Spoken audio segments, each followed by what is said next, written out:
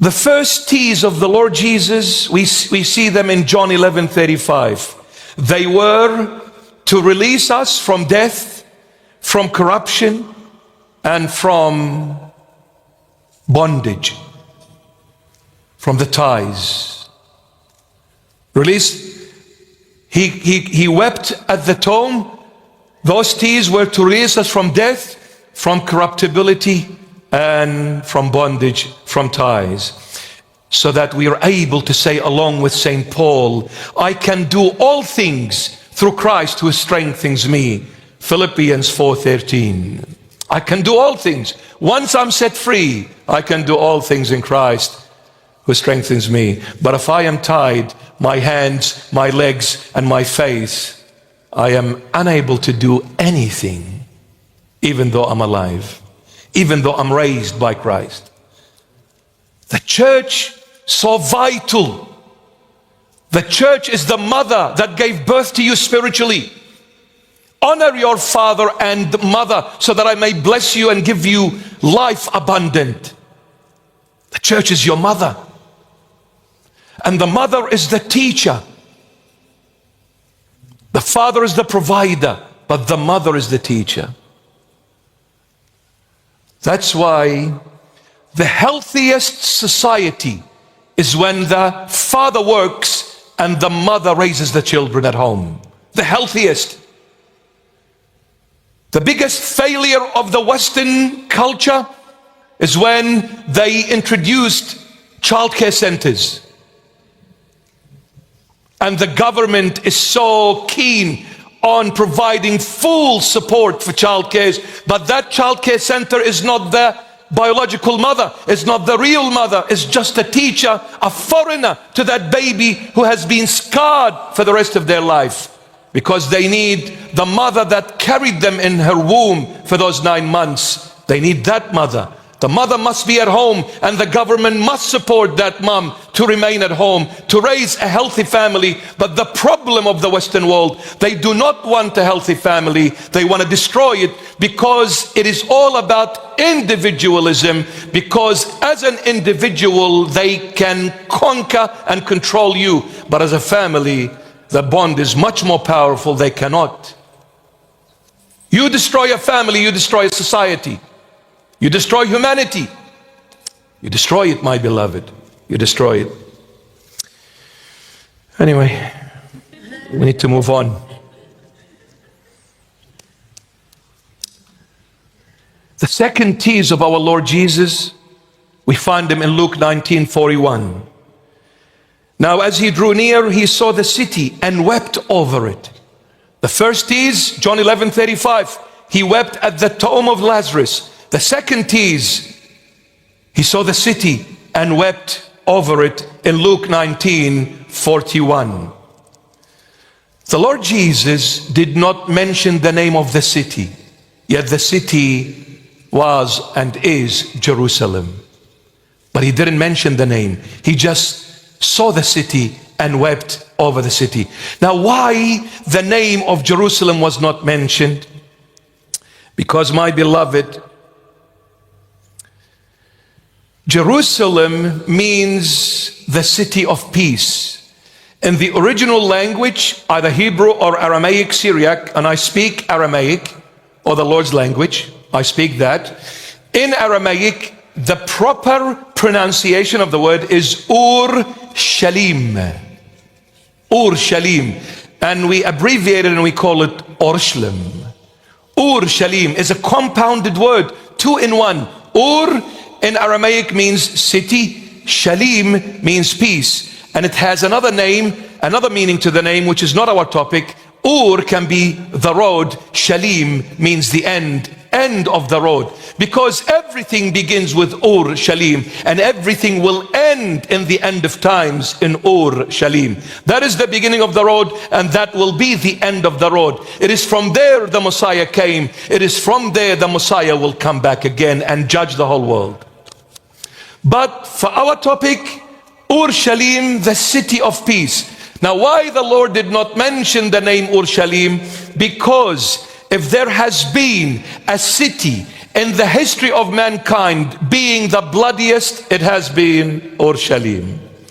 So the name does not go hand in hand with whatever took place in Urshalim. It's never been the city of peace, yet it is called the city of peace, but has never been that city of peace. It's been the bloodiest ever, killing, invasions, you name it.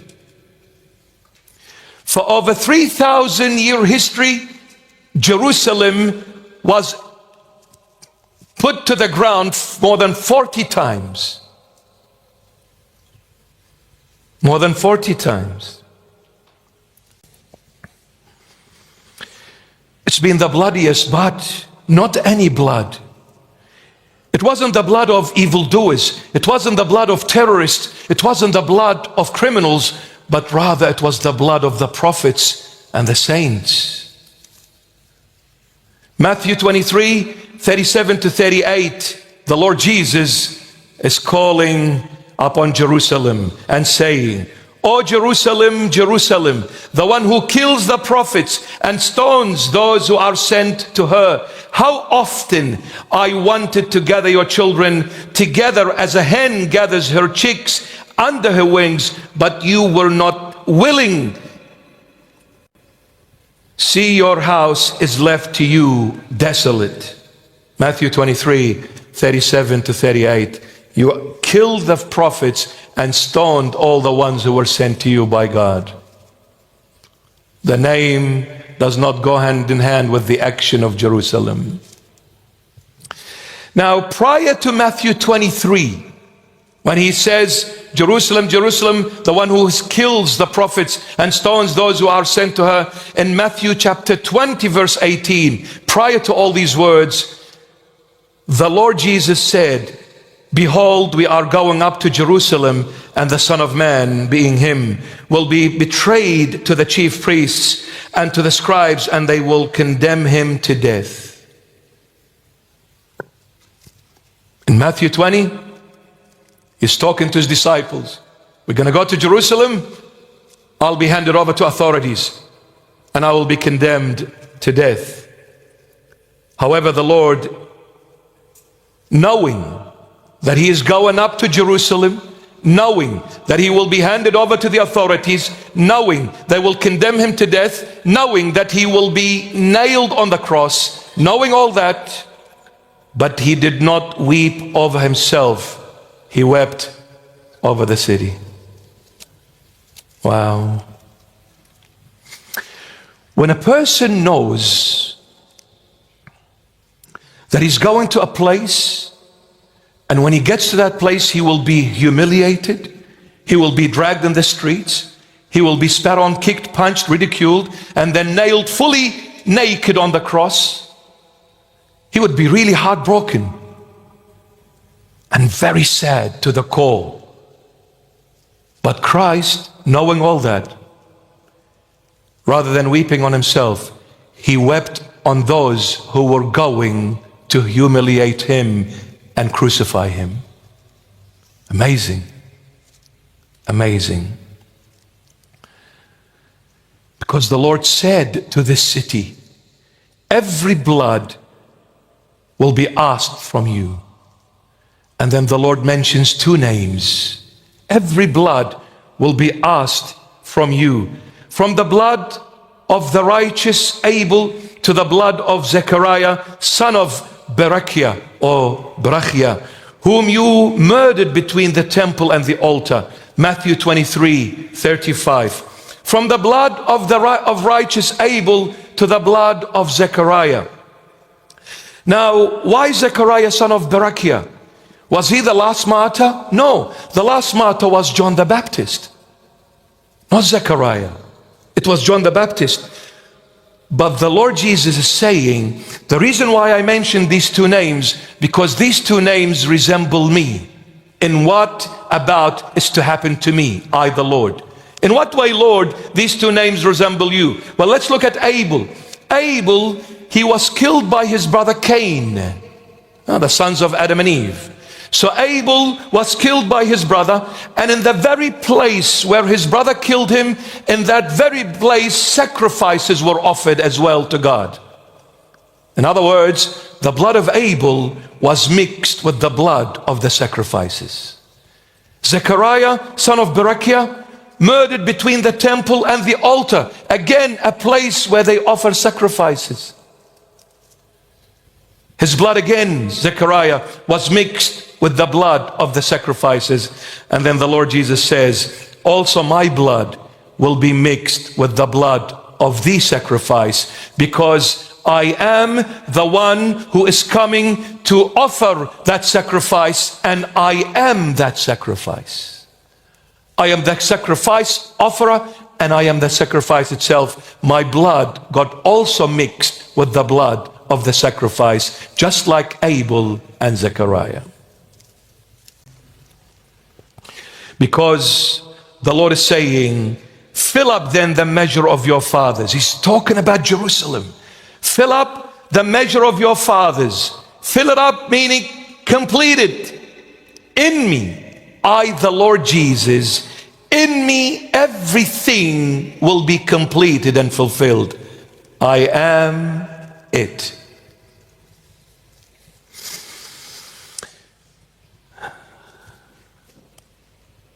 But knowing all this, never wept over himself, he wept over the city. He wept saying, please pay attention.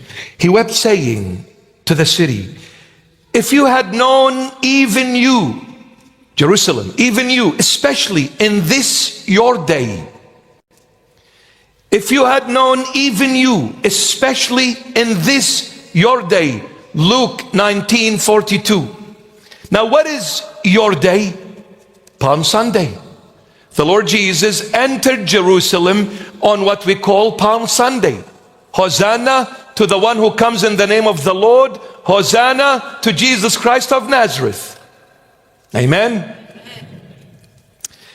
Now, that day was Palm Sunday. Did you know, on this day, the Israelite nation, they would come from all over the world to be in Jerusalem for the Passover feast. The Passover feast. And they would come at least 10 days prior to the Passover feast.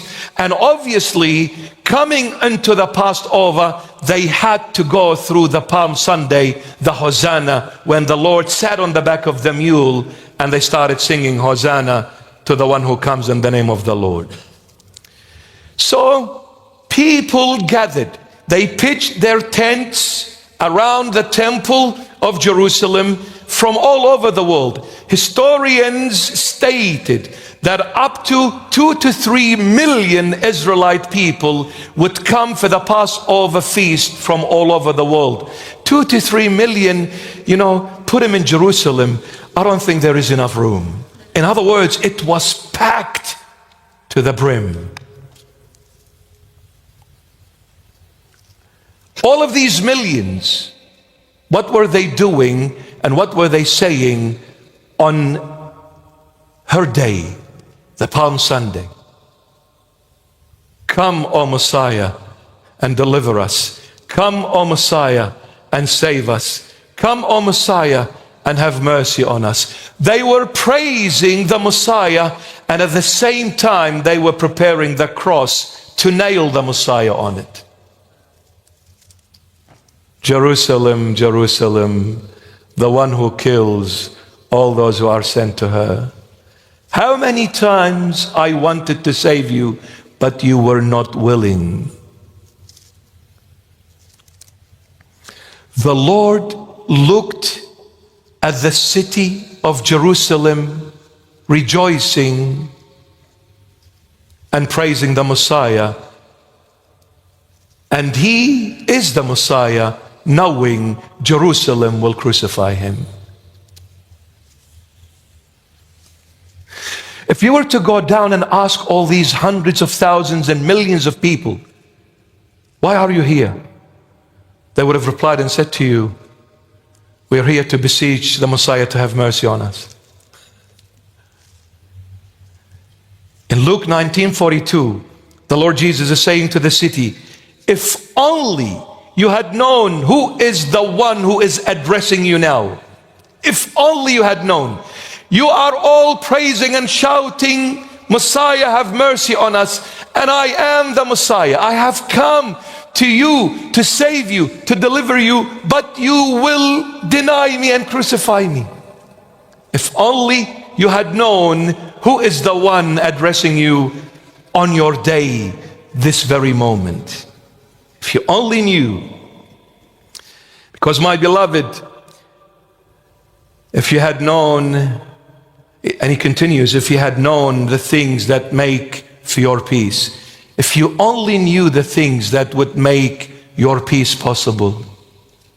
I am your peace, Jerusalem. It's not Freemason. It's not secret societies. It's not money.